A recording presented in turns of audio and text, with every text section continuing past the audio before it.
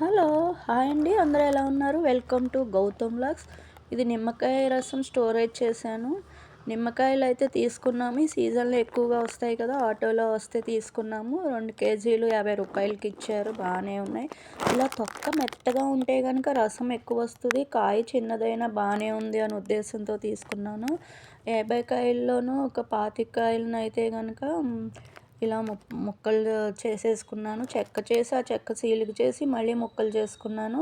4 గిన్నెలు ముక్కలొచ్చినియి. 4 గిన్నెలు ముక్కలకి ఒక గిన్నె ఉప్పు వేసి ఊరబెట్టాను. సేమ్ అదే 25 కాయలని రసం తీసేసి పోసాను. మొత్తం 50 కాయలకి ఇలాగా ఊటలో వేసి ఊరబెట్టి దాన్ని పసుపు వేసి నిల్వ ఉంచాను. మిగిలిన ఇంకాస్త కాయలు మిగిలినాయండి. ఆ కాయలతో అయితే ఇలా రసం స్టోరేజ్ చేసుకున్నాను. రసం తీసేసి గింజలు తీసేసి కొంచెం ఉప్పు వేసి ఇలా బాటిల్‌తో పెట్టుకుంటే ఫ్రిడ్జ్‌లో పెట్టుకోవాలి. ఎప్పుడు కావాలంటే అప్పుడు లెమన్ రైస్‌కి ఇంకా దేనికైనా ఇలా వాటర్ వాడుకోవచ్చు. ఇంకా ఇది నిమ్మకాయ స్టోరేజ్ అయితే అది. ఇక వంకాయలు చూసారా కవల పిల్లలు అలా మనుషుల్లాగే వంకాయల్లో కూడా కవలలుంటాయి. కలం పువ్వుల్లో కూడా కవల పిల్లలుంటాయి. ఈ నల్ల వంకాయల్ని గుత్తి వంకాయ కూర చేద్దాము.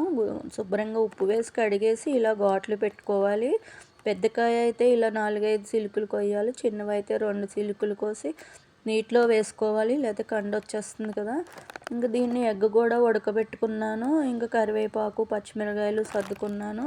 ఈ కూరకైతే ఒక 2 ఉల్లిపాయలు, జీలకర్ర, వెల్లుల్లిపాయి, కొంచెం ధనియాలు అంతేనండి. ఇంకా ఏ రకమైన మసాలాలు వేయకూడదు. ఈ పులుసుకి కూరకి లవంగాలు అవి వేయకూడదు. పులుసు పోస్తాం కాబట్టి దాన్ని ఇలా క్రష్గా ఆ ఉల్లిపాయని, ధనియాలు, జీలకర్ర, ఎల్లుల్లిపాయని ఇలా క్రష్గా మెత్తగా అక్కర్లేదండి. అలా నలగబెట్టుకోవాలి. మిక్సీ జార్లో వేసి రుబ్బుకోవాలి.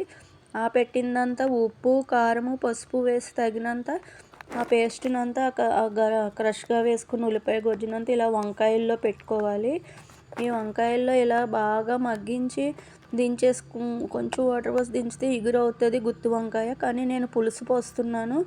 పిల్లలు పులుసుతోనే తింటారు. అందు గురించి ఒక బాండీ పెట్టేసుకుని బాండీ కానీ కుక్కర్ కానీ దాంట్లో ముందుగా ఆయిల్ వేసిన తర్వాత పచ్చిమిరపకాయ, కరివేపాకు వేసి పోపు దాంట్లో ఈ ఉల్లిపాయ మసాలా పెట్టింది ఉంది కదండి. ఆ వంకాయలు వేసేసి బాగా మగ్గించాలి. వంకాయ మెత్తబడే వరకు గిన్నె అడుగు అంటుకుంటుంది అన్న వరకు మగ్గించాలి. ఆ మగ్గించినప్పుడు ఈ గుడ్లు కూడా కొంచెం నాటు పెట్టేసుకుని వేసేసుకుని బాగా కలబెట్టాలి. అప్పుడు బాగా మగ్గిన తర్వాత కాస్త చింతపండు రసం పోసుకోవాలి.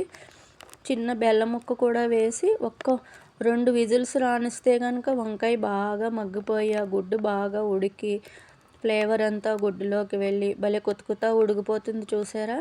లాస్ట్ కూర అయితే ఇలా వస్తుంది. ఇంకా వంకాయ మంచిదే కదండి. పిల్లలు తింటారు, పులుసు తింటారు. ఇగురు అయితే కనుక అంత తినరు. అందుకని ఇలా పులుసు చేశాను. వంకాయ మంచిదే. ఇలా కిడ్నీలో స్టోన్స్ ఉన్నవారు వంకాయలు, టమోటాలు తినకూడదంటారు. దీంట్లో కాల్షియం ఎక్కువ ఉంటుందని. మిగిలినారు ఎవరైనా శుభ్రంగా తీసుకోవచ్చు. ఈ వంకాయని మెత్తగా ఉడికిపోయింది కదా! నేనైతే పిల్లలకి క్యారేజ్ ఇచ్చేసాను. ఇంకా 12ంటికి భోజనం అలవాటు కదా! వంకాయతో ముందుగా ఒక ముద్ద. నాకు వంకాయ కూర అప్పుడు కోడిగుడ్డు కంటే వంకాయ ఇష్టమండి.